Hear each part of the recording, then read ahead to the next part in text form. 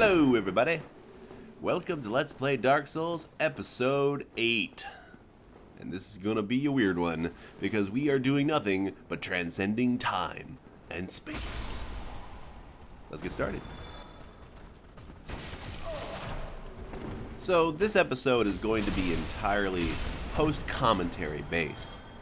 I'm going to be just talking a little bit while everything goes on screen. I wasn't able to record myself while playing because I was starting and stopping the recording so often, and normally I record on a different computer from the computer that I record video on, just to keep it free of at least just another task that it could be using to process graphics and whatnot.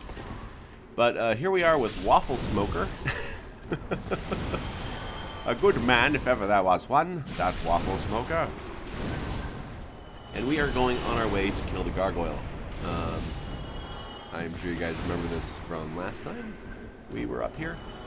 Although we did breeze through it, so this is going to probably be a little bit different.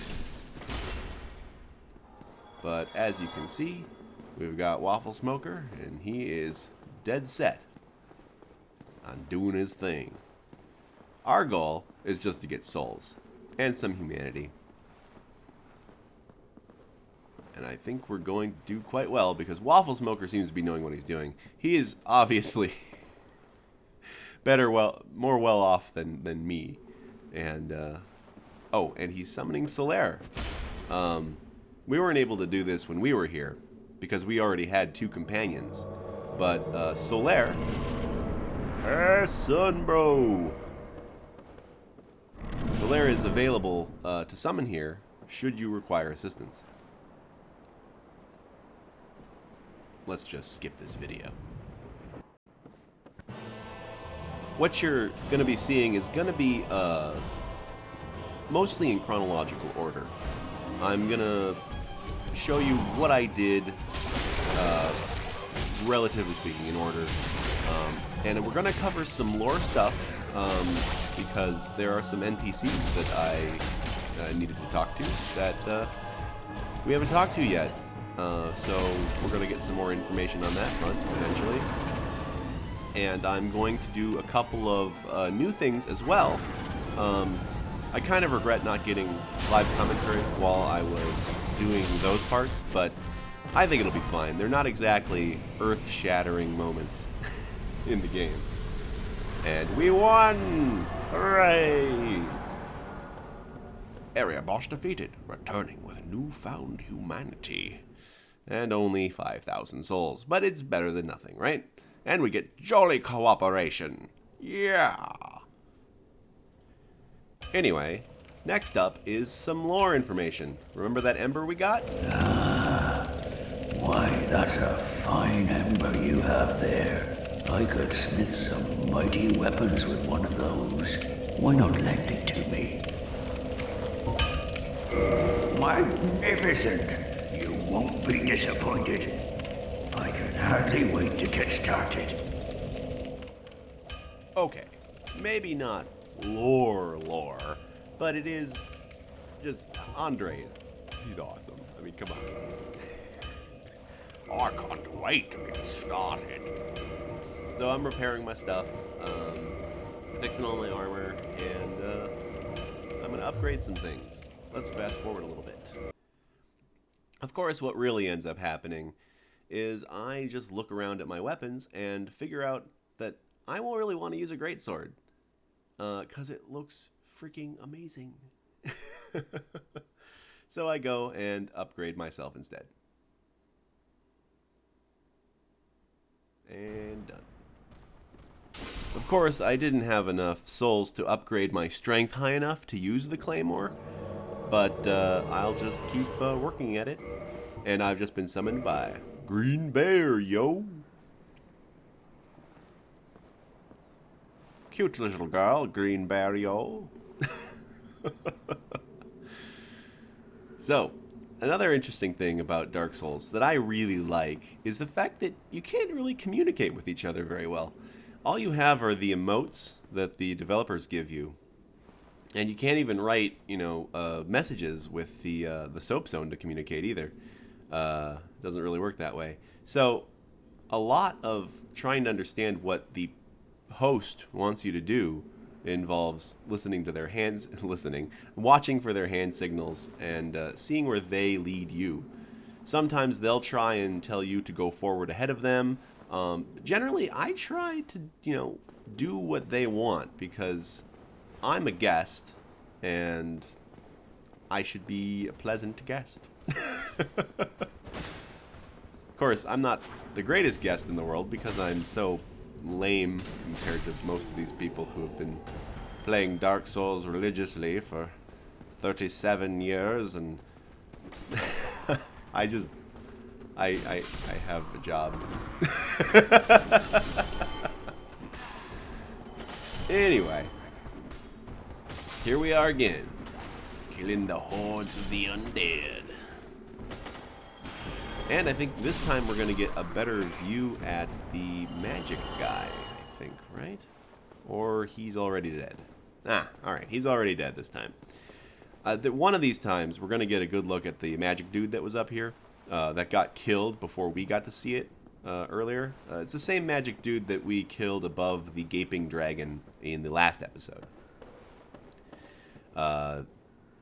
Of course, now that I think about it, that's probably a way better episode to reference for what he looks like. Because we run right up to him and stab him in the butt. Or not the butt. I suppose we stab him from the front.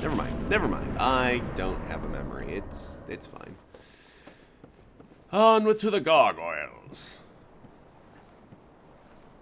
Skip the cutscene. Alrighty. So there's only two of us this time, so it's slightly harder, except, Green Barrio obviously has an enchanted weapon with fire, so that's super helpful, and it goes really fast. I have a weapon that has +1 sharpness. So yeah, mostly Green Barrio being nice to me, letting me tag along. Really, that's generally what all of co-op feels like recently.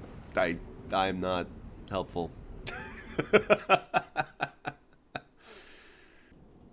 On to the next encounter. This one's a doozy.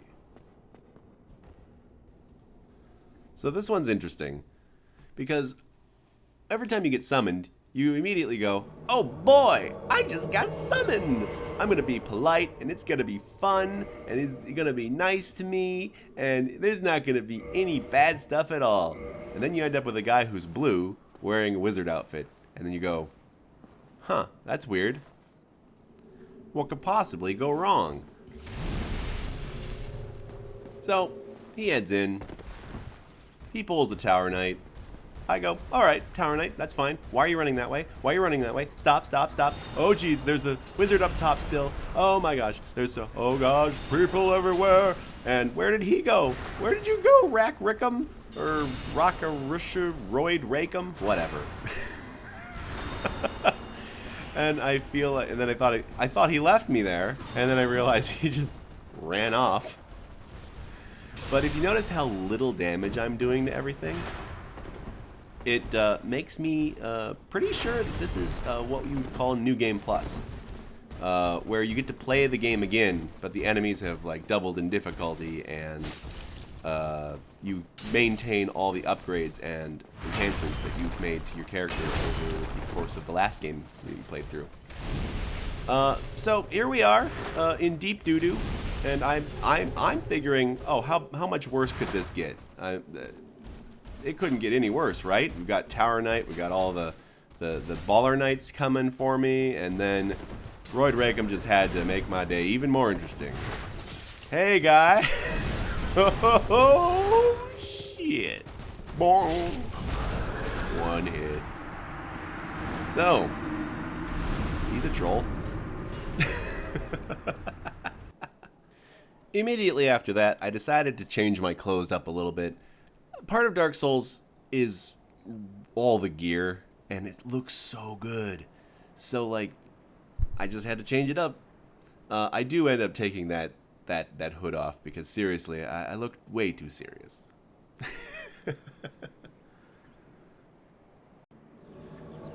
So here we are in Atski's world, and we are going to try and fight the gargoyle again. Good day, Atski. I greet you, Cortlandoon, with a swing of my sword.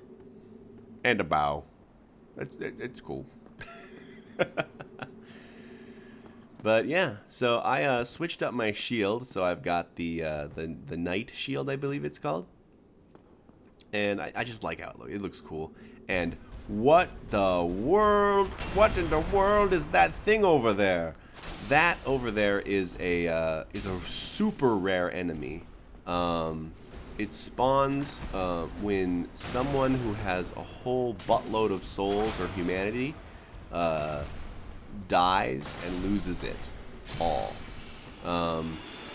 And they're called vagrants. They're basically just I guess you'd call them like parasites that grow out of big piles of souls, sort of. I'm not too certain on what the lore is behind their creation specifically, but they are super rare. So this is a total treat. It's the first one I've ever seen in game, so that's cool. And I've played this game at least 190 hours.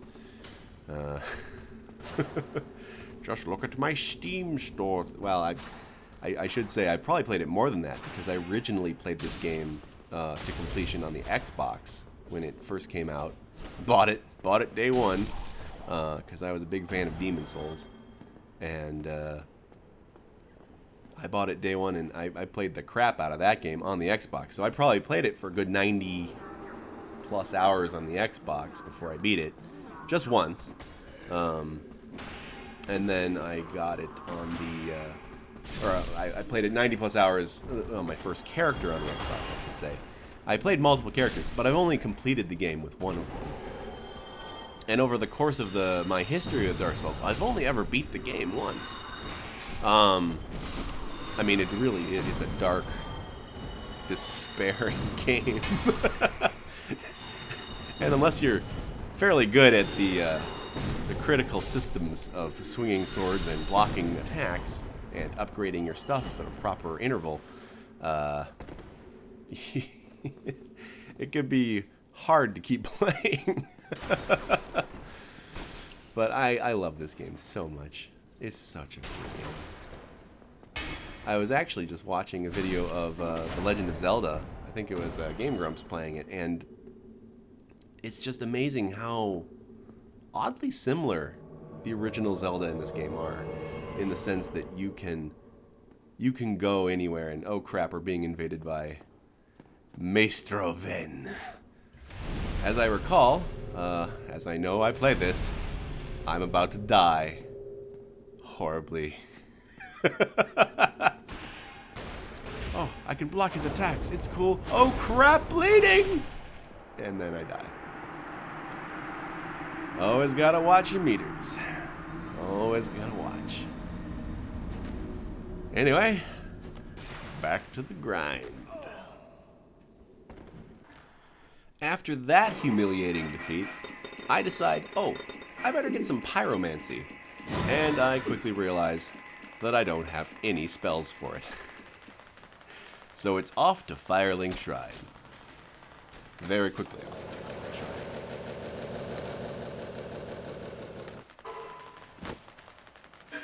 Oh, hey, an item. And I come back and... What? Hey, they're back.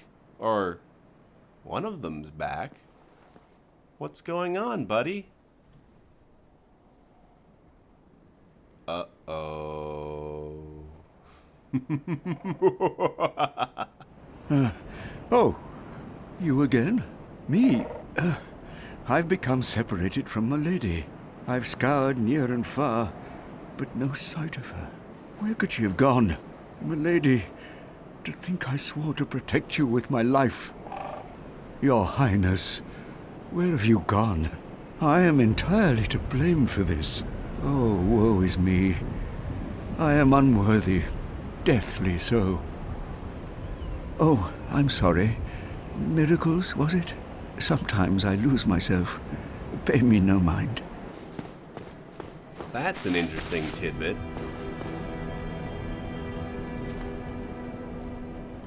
Oh, hello there. I'm pleased to see you safe.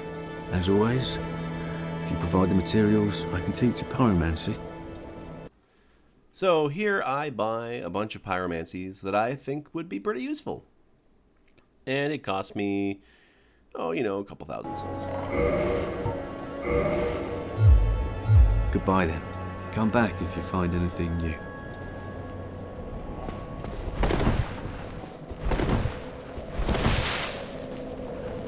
What? Restoring your humanity? Well, there are a few ways to go about it. Collect it bit by bit from corpses. Or you can butter up a cleric and get yourself summoned. And the quickest way, although I'd never do it, is to kill a healthy undead and pillage its humanity. Coveting thy neighbor is only human, after all. What are you looking at? Don't try anything clever. You might regret it. What's wrong? Get a bit of a scare out there? No problem. Have a seat and get comfortable. We'll both be hollow before you know it.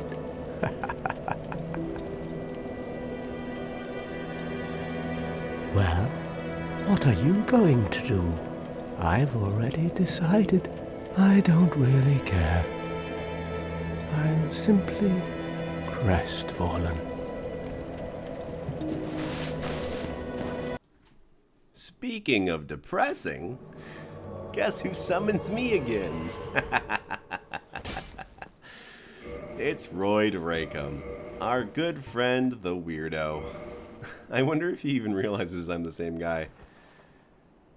Maybe. But, he's still doing the same thing as before. The exact same thing. I decide to try and just stick over here as much as possible. Make the best of a horrible situation. But Royd Rackham makes sure that won't work. Oh, jeez. It almost makes me wonder if he's doing some sort of challenge where it's kill all these dudes at New Game Plus whatever and possibly summon someone to help you and kill them all before your companion gets killed, but I think that might be giving him too much credit. I'm not sure. It just does not seem like it could be any other explanation than pure, straightforward trollitude. So, I got out of there in the most dignified way possible.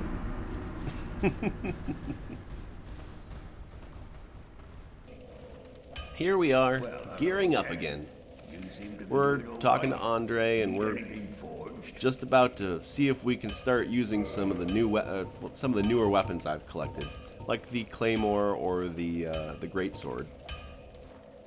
At this point, I still don't have enough strength to wield the claymore or the greatsword properly, but I'm gonna test them out and see if I like what's going on. And what ends up happening is it's a little slow. The bigger weapons are slow. And of course, just to be safe, I head up to the bonfire so I don't hit Andre with any stray slaps with a sword. Because you don't want to piss off your best blacksmith. It's just a rule. Also, I gotta up my strength so I can try and use the sword.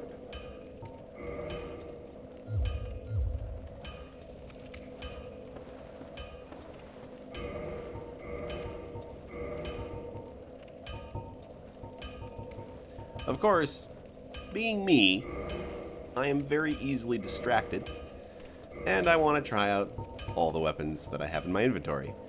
Specifically the Gargoyle Tail Axe, which I've probably never ever used, being that most of my characters before this one are usually heavily magic based. almost exclusively magic based. Because I'm a wizard. Ooh, I cast magic missile. But look at that. Look at that. That's so cool. It's like bending around. Oh, that's so neat. It's so slow though. You know, being used to the quick thrusts of the longsword, it's so slow in comparison. It's just like it takes a million years for it to connect to something. It's just really it's really amazing how different they made all of the weapons in the game. And here you can see me popping some souls, some hard souls. Then leveling up just a little bit. Oh, 1 point away. Oh, so close to getting full strength needed to wield the great sword. But I'm gonna go test out this gargoyle tail axe, see how it does.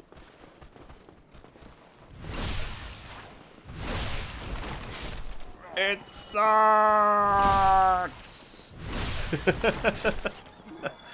Well, it is only a +0 weapon right now, but I just didn't like the feel of it. You gotta like how you gotta in Dark Souls you gotta find a weapon that feels right to you.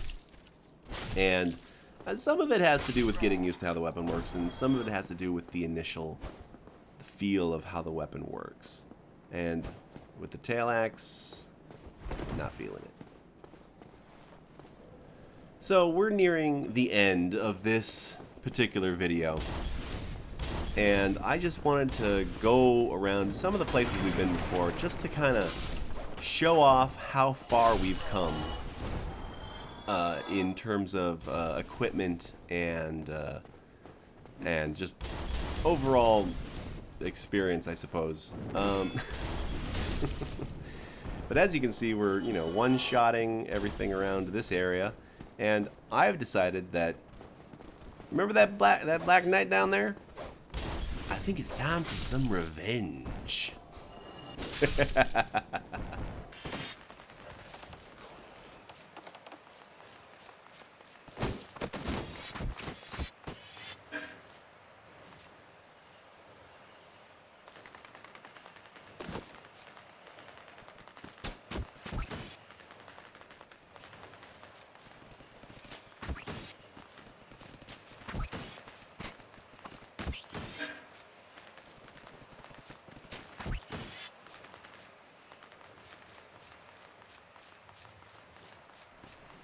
Hey there, buddy.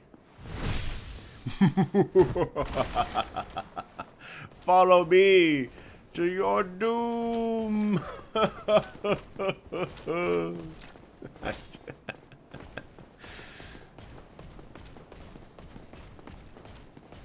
Even though I probably could take him down there in the hall, I just decided to play it safe and bring him up here. So I have some room to maneuver.